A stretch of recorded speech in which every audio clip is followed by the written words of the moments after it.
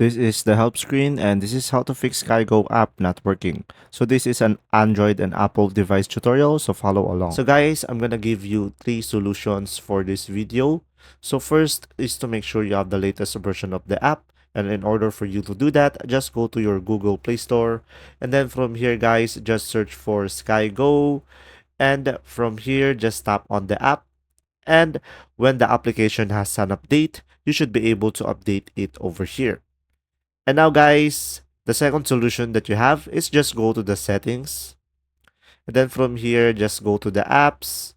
And then here on the apps, just find SkyGo. And once you have find it guys, just tap on it. And then from here guys, just go to the storage. And then here on the storage, just tap on a clear cache and also a clear data and tap on OK. And then from there, you should be able to have a working SkyGo application.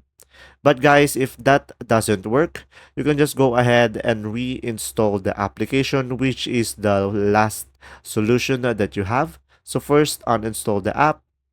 And then after you uninstall it on your device, you can just go back to the Google Play Store and install it again. And then from there, you should be able to fix the issue.